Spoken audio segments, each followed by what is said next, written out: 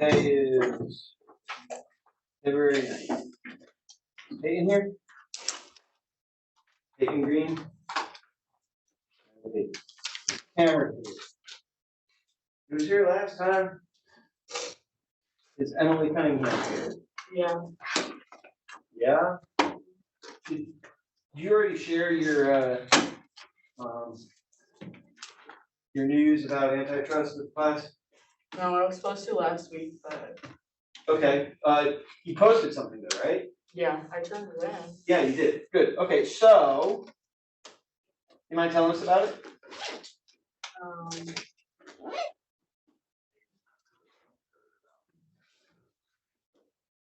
So the goal for this activity will be that you do is you post the article to Canvas. And here's the article you posted, right, Emily? Yeah. Great. And then when you come to class, just give a summary of what's in the article and how it relates to antitrust. So you read this article. Can you remember anything about it? Sorry, I'm looking it up again so I can refresh my memory because I read it last week. That's fine. Okay. In the meantime, are there any logistical questions or issues about what's going on in this section? Besides, what's going on in this section? No sweater today. Why are you on LinkedIn at Sorry to disappoint. Oh, you're what's her name? I forgot her first name. Coming on Friday. Yeah. Yeah. Yeah. Oh, yeah.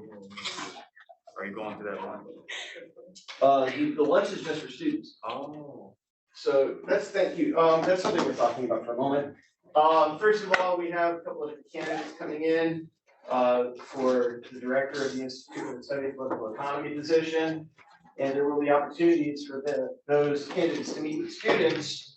We really want your feedback about these candidates and what you think of them. So we're inviting you to lunches to get to know these people. So I'm not sure whether any of you received emails about this. Did you receive an email? He sent to like 8 of us, and then he said if they don't respond, then he'll send like another. Okay, so be looking for an email. If you got those emails, do respond.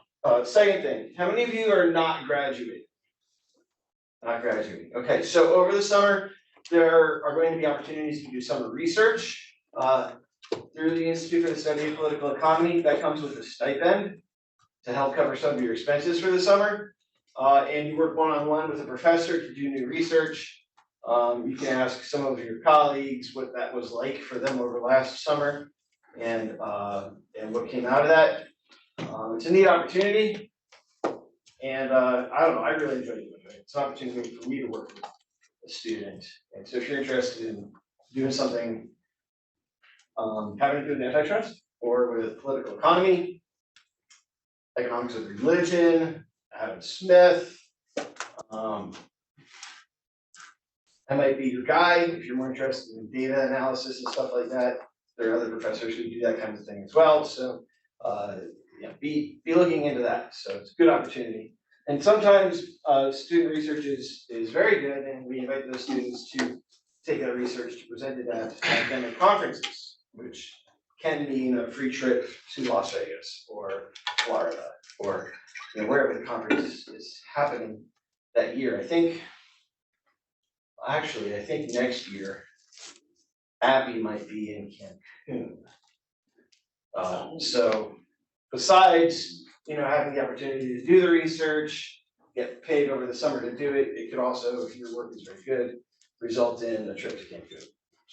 There's worse things, right? Yes. Do you have to be in Muncie? No, we're allowing it to be remote this year. Yeah.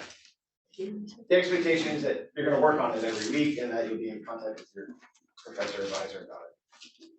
Okay, Emily, you good now? Yeah. Doesn't have to be perfect, just share what you got. It's basically about Phil Jefferson, and he's one of President Biden's nominees to the Federal Reserve Board. And it basically talks about if he is for or against raising, interest rates to curb inflation and how it would affect like different groups of people in the economy. So that's how it relates to antitrust, I guess. Okay, so yeah, this would have been a better article for macro than for antitrust, which is fine. We're still figuring out how to do this. This article deals more with the role that this particular individual would play in Federal Reserve Board decisions.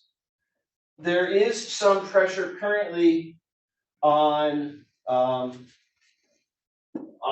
Fed to involve itself in antitrust type issues.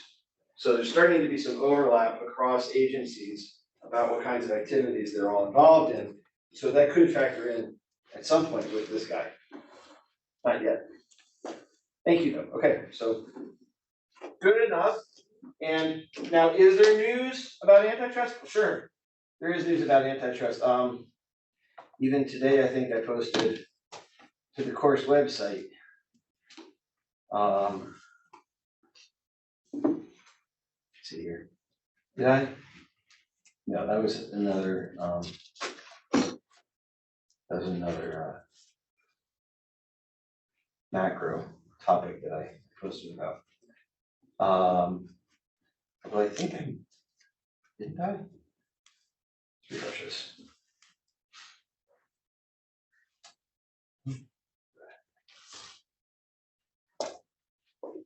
Maybe I posted something to the macro site that I should have posted to this site, if possible. Just real quick. That's trading balance article. Yep, the big announcement. I posted it. Yeah, Spirit and Frontier merge. Okay, so this I posted yesterday. No changes.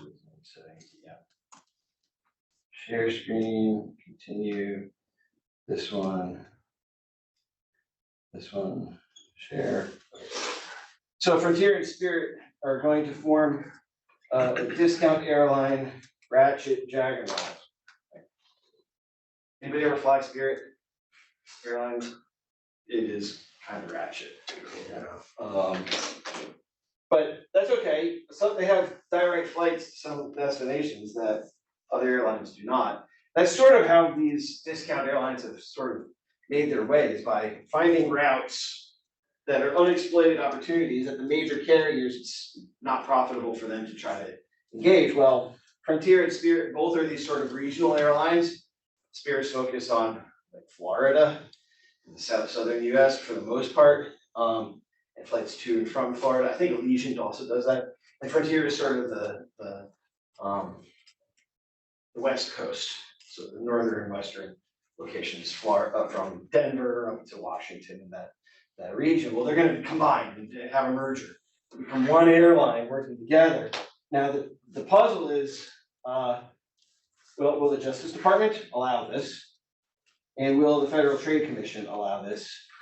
Or is there going to be an antitrust lawsuit that is brought against them?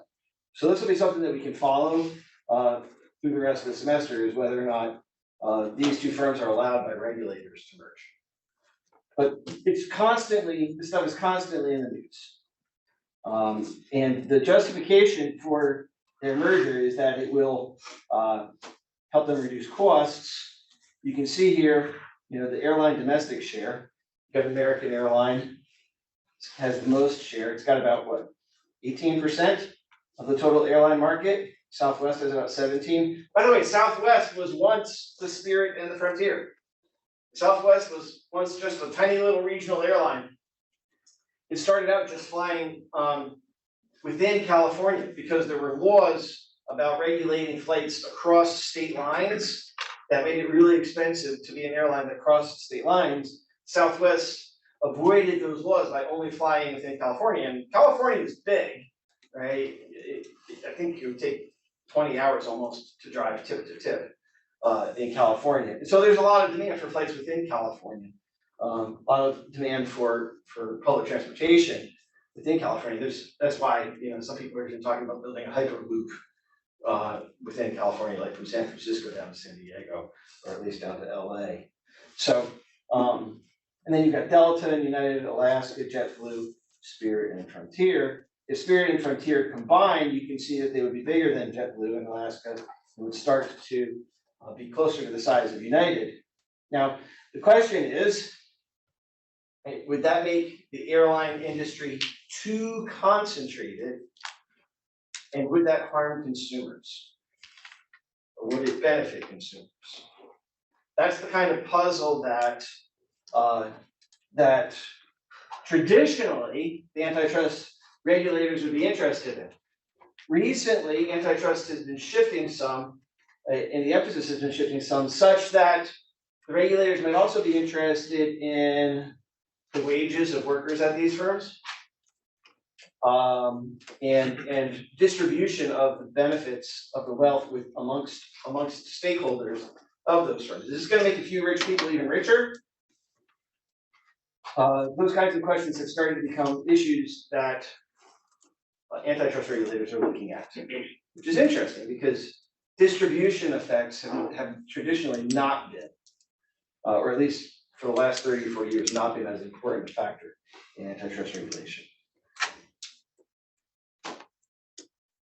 And we'll go back to paper, and we'll continue from here. Let me do a little algebra real quick here. Hey, 9. 22. And let's start with what we understand and remember, that total revenue is equal to price times quantity. And then let's remind ourselves that marginal revenue is equal to the change in total revenue given some change in quantity. So then to take the first derivative of all of this, right, we would get price plus quantity times the change in price over the change in quantity. Product rule. That's assuming that we articulate quantity as some function of price. You might do it like this. Okay. Then we'll say, okay, when is profit maximized? Well, we know that profit is equal to total revenue minus total cost. Profit then is equal to price times quantity minus total cost. And that profit is maximized where marginal revenue is equal to marginal cost.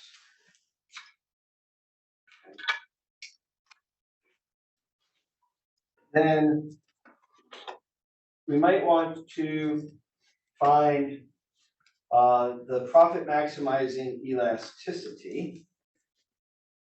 Oh, I thought I had worked this out more in preparation for this.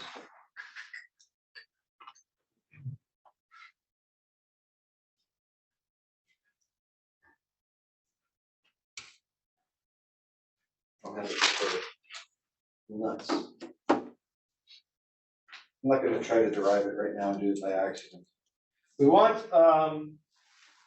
we will get to a calculation where we can say that marginal revenue is equal to price times 1 plus 1 over the elasticity. Should be a mu there over the elasticity. And this becomes a way of measuring the elasticity of the demand curve, right, at which we find the marginal revenue. That is, it helps us to understand that the monopolist never produces or never operates, right, in the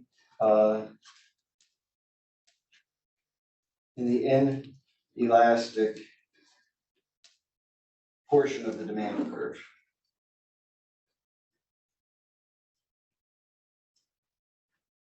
Right, which is to say that, okay, suppose we have a monopoly.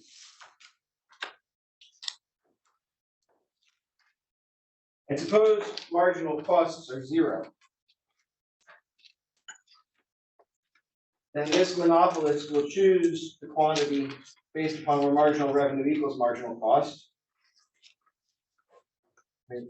And if that's the case, then it will choose a price that is at the unit elastic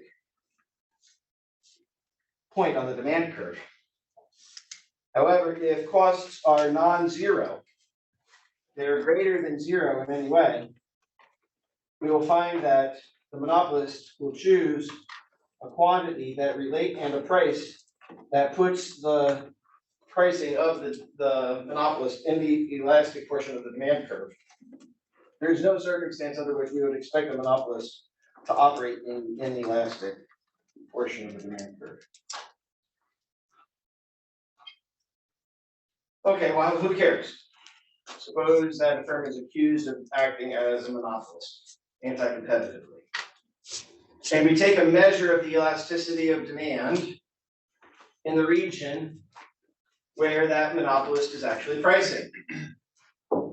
If we identify that that firm is operating in the inelastic portion of the demand curve, then we can refute the accusation of monopolistic behavior or of anti-competitive behavior. Just that easily. If we find that the firm is operating in the inelastic portion of the demand curve, it must be that the firm is not behaving anti-competitively.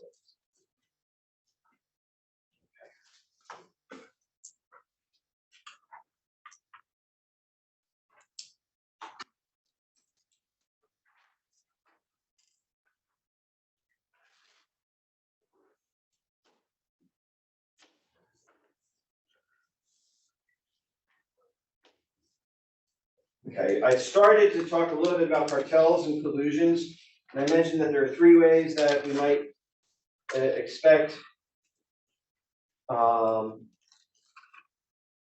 to try to foreclose upon the market from competitors participating. One is to behave in predatory action, the other is to engage in collusion, and the third is to seek a statutory provision to use the law.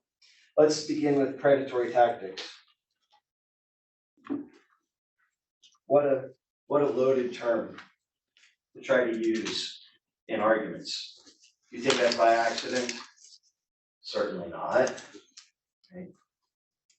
The plaintiffs in these cases are trying to say that a firm is behaving monopolistically.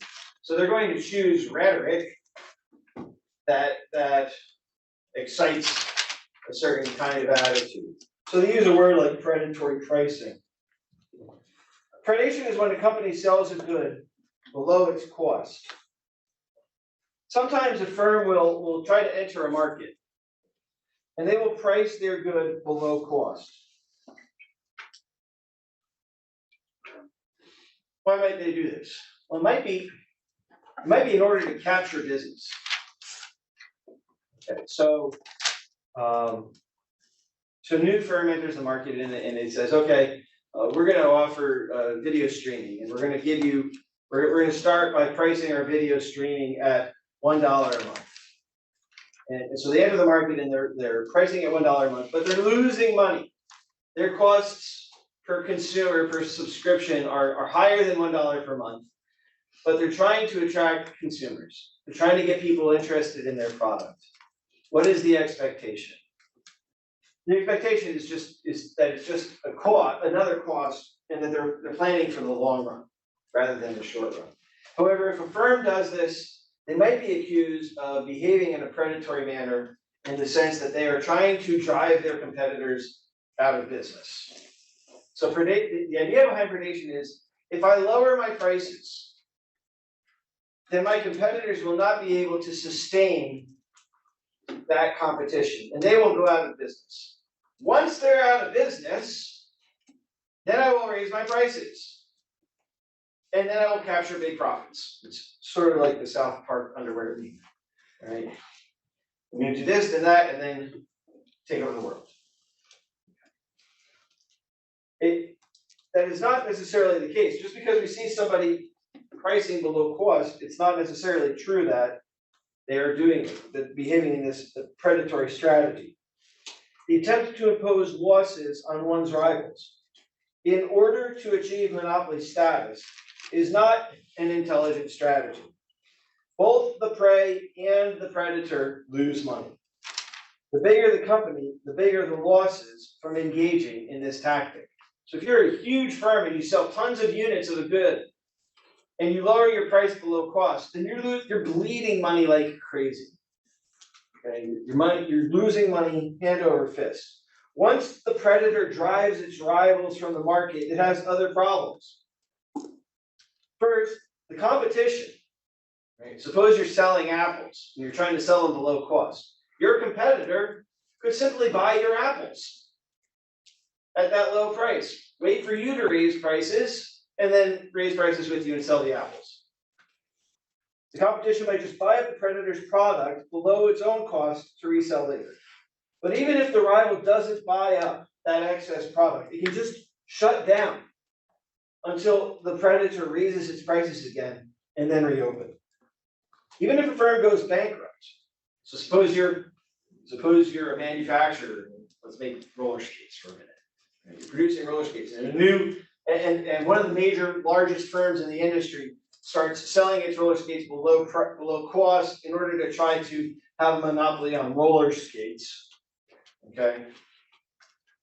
And you're a roller skate manufacturer, you take all the machines that you use to make roller skates and you shut them down. Once the predator raises prices, you just start your machines back up again. But what if you go bankrupt? Well, that means that a different other potential competitor can buy your machines at discount because you've just gone bankrupt. Buy up your machines and start making roller skates of its own, and its costs will be lower not only than your costs were, but also than the predators. The potential for entry by a rival makes predation a very weak strategy.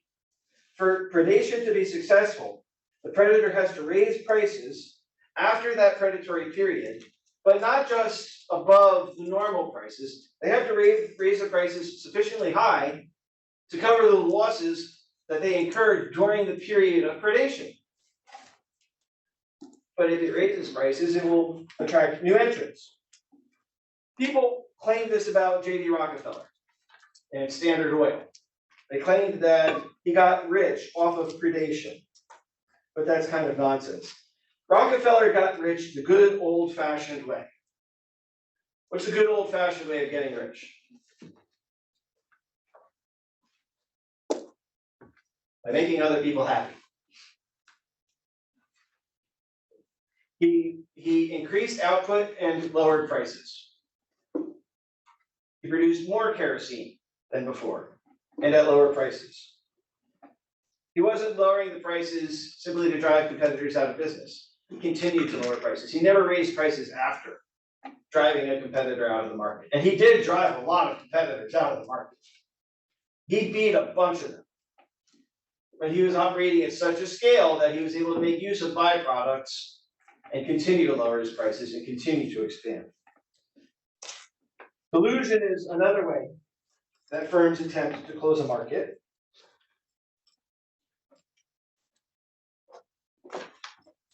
And they do this by colluding with their rivals in order to prevent new entry or to push some of their rivals out of the market. However, the division of gains from that collusive arrangement can be very tricky. First, a firm has to identify its competitors. Who are my competitors?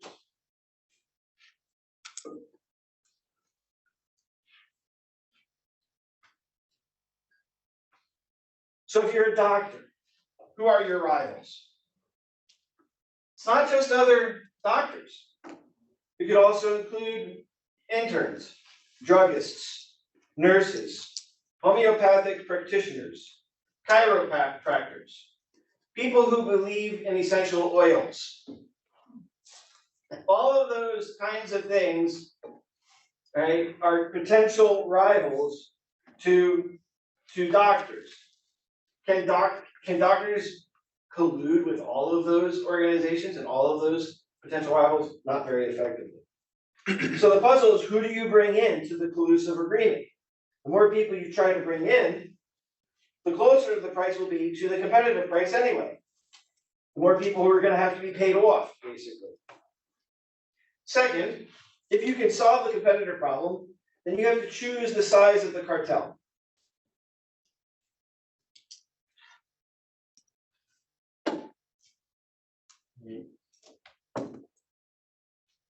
There are different prices that a small or a large firm will prefer. Small firms are going to require higher overall prices so as to cover their costs. Larger firms would be satisfied with lower prices because they are further along their average total cost curve. They have a more efficient economy of scale. In the case of OPEC, this led to war. Saudi Arabia is a low-cost producer of oil, and it used to be able to extract oil for $13 a barrel. Kuwait was also a low-cost producer, and Nigeria and the United States have higher costs of production. The US doesn't start producing its own oil until the prices are high enough to justify extraction. Now, lately, we've been hearing about the possibility of energy independence for the United States in terms of oil. And the United States has even begun exporting some oil because the price of oil has been so high that fracking is worthwhile. But in the late 1980s, Kuwait was lowering its prices. Saddam Hussein, the dictator of Iraq, needed higher prices in order to capture the revenue that he wanted. So he invaded Kuwait, not as a political maneuver to have larger territory. He really wanted to keep prices up. And Kuwait was selling below the agreed upon price within OPEC. It was selling more than the agreed upon amount within OPEC.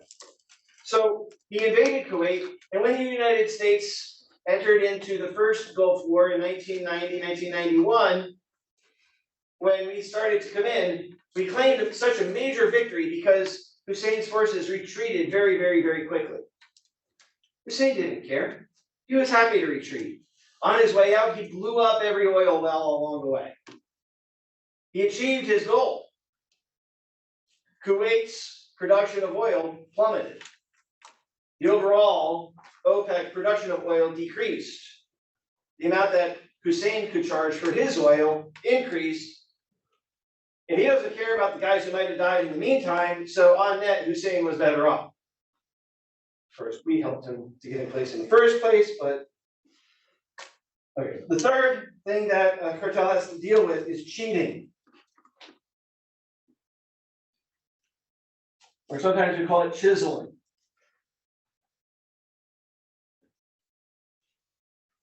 Every member of a cartel is well aware of the fact that by cheating in some way, it can capture extra profits. Sometimes a member won't directly offer its goods at a lower price and capture extra sales and profits that way. Sometimes a firm will sneak some of the cost back to the customer. So oftentimes a firm will offer customer rebates. Buy your TV here and we'll give you a rebate. Or it'll lower its credit requirements. You can buy from us at 0% down, 0% a month for the first 12 months. They can offer a customer a 30-day warranty, good as new. These are not attempts for the firm to satisfy the customer necessarily. These are mostly attempts of the firm to sneak around some sort of cartel agreement about prices within its cartel. For example, suppose that there are 6 major steel companies. They get together and agree to restrict output. They're going to raise their prices to $10,000 a ton. How would one of these firms cheat? One could offer cheap credit to its customers, and in particular, credit below the market rate. Another might offer kickbacks. Buy now and get a $1,000 kickback on this deal. Or, well, for you, I could forego half of my commission, like the sales rep says. Before collusion, let's say one firm could cover all of its costs at $6,000 a ton. If he offers a kickback, he'll sell more tons and his firm will grow at the expense of the other firms that honor the agreement. Another firm could offer full refunds on purchased goods. That takes risk off of the customer. And risk is an important part of doing business. Or another firm could offer free trips to its biggest customers. Or it could offer a CEO a connection for his son to get into the college of his choice. That never happens, does it? We don't ever hear about people finding ways to help get their kids into the college that they want to go. Okay, yeah, that has happened. All right. All of these sorts of favors become worthwhile once the collusive arrangement is in place. And to detect that kind of behavior is very costly. Once cheating starts, we effectively are back to price-based competition. Of course, it might be difficult to get everybody to agree to join in the first place. If one firm decides to not join the collusive group and decides to sell its steel at $7,000 a ton, he will grow at the expense of the others. In the real world, we do observe collusion. For example, we notice minimum prices.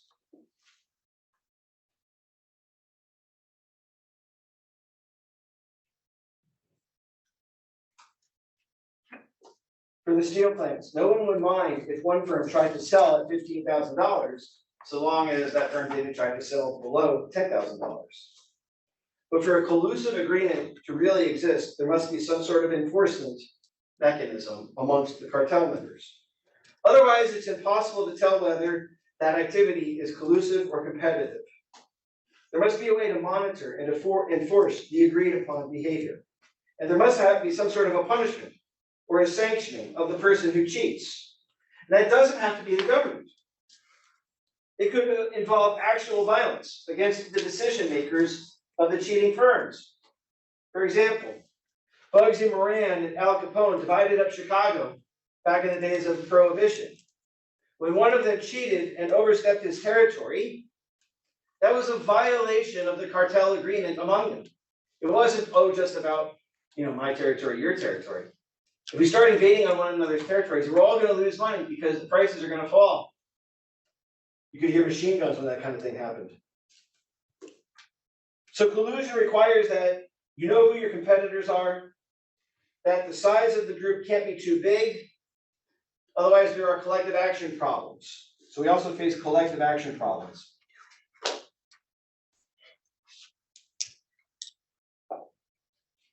Story about collective action goes like this. You ever watch Planet Earth? Like old nature shows, or new nature shows for that matter? There are these birds of paradise. Anyone ever see the Birds of Paradise episode? There are these beautiful, beautiful birds that like shake and dance and make clicking sounds and clean up their nests in order to attract mates. Now, one way that the birds of paradise attract mates is that they grow longer tails. The longest tail means you get the most mates. Okay? And some of the birds of paradise were more well endowed than others. Okay? However, the longer your tail, the more likely it is that you're going to be caught by a fox and eaten. So all the birds of paradise who were competing to grow the longest tails got together one day and said, look, we're all in this for the same reason, but the foxes are getting us. Here's an idea. Why don't we agree to all cut our tails to the same length? Well, that didn't go over too well with some of them. Some of them, had naturally longer tails and wanted to enjoy the benefits of that.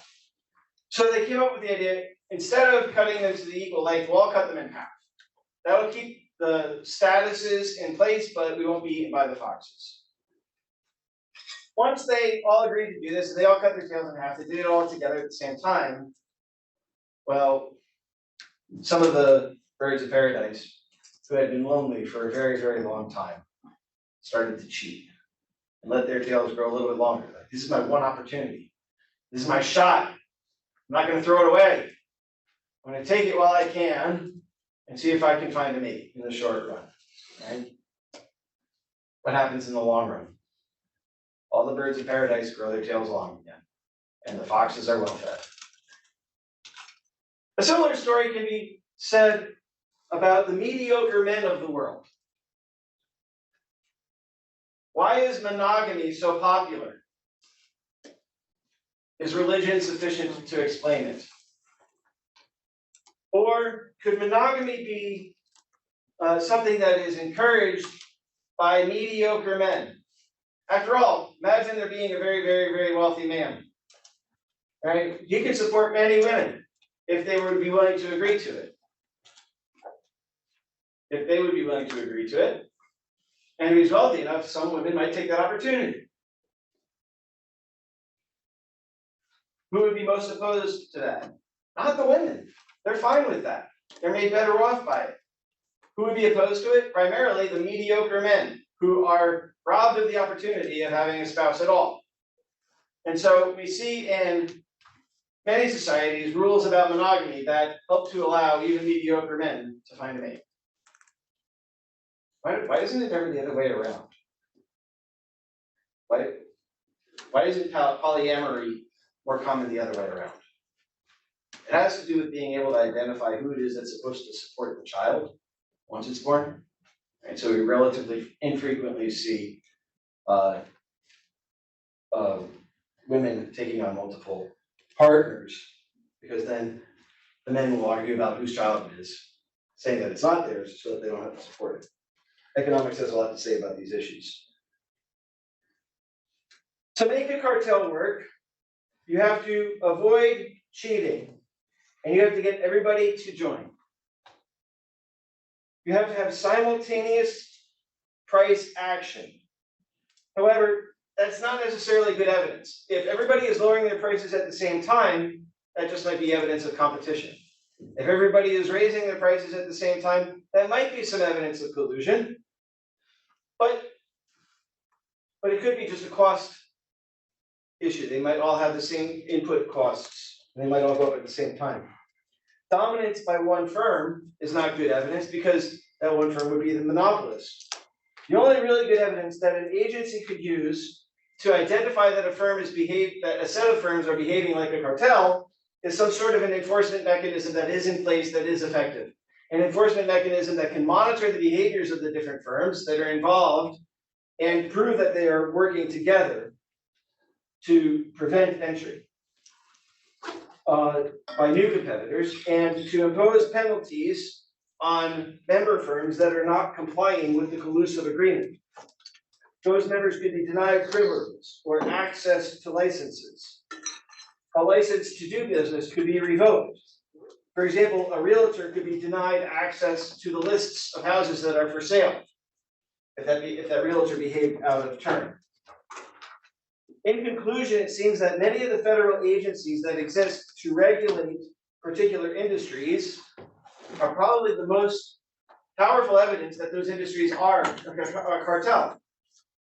In other words, it is the regulatory agency itself that helps those firms to behave in a cartel-like manner, to restrict output and raise prices. It is hard to do that on your own, but government can do it because they have force on their side. So we find more often than not that if there is a cartel, it is a cartel that is supported by the government. In the 1800s, railroad barons would get together to collude on prices for moving freight. But as soon as each firm left the boardroom, people started cheating. In 1887, then they lobbied for a regulatory agency to regulate them. The firms that were involved asked the government to regulate them. That established the Interstate Commerce Act, which created the Interstate Commerce Commission. That agency would tell railroad owners that they needed to have rate board meetings. And after they met and agreed on rates, the ICC agreed to monitor them. If anyone cheated, and instead of destroying the cartel, they were found guilty of breaking the law, the ICC would fine them. So the increase in prices was sustained by a government agency that made sure that none of the railroads was reducing their prices to consumers. The trucking industry later on started to cut in on the business of the railroads and provide some competition. Why? Well, obviously because the railroad prices were too high. So of course trucking had an opportunity. So what did the railroads do? The railroads lobbied to have the ICC also regulate trucks. So the trucking industry also was regulated.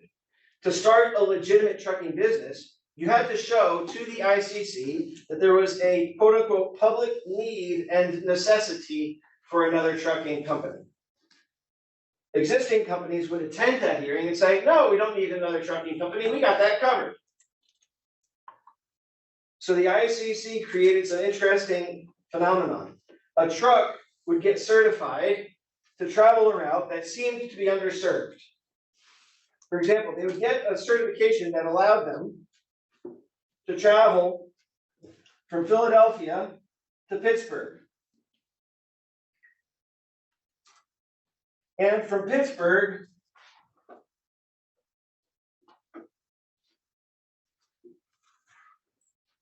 they would also get a route approved to travel from Pittsburgh to Washington, D.C.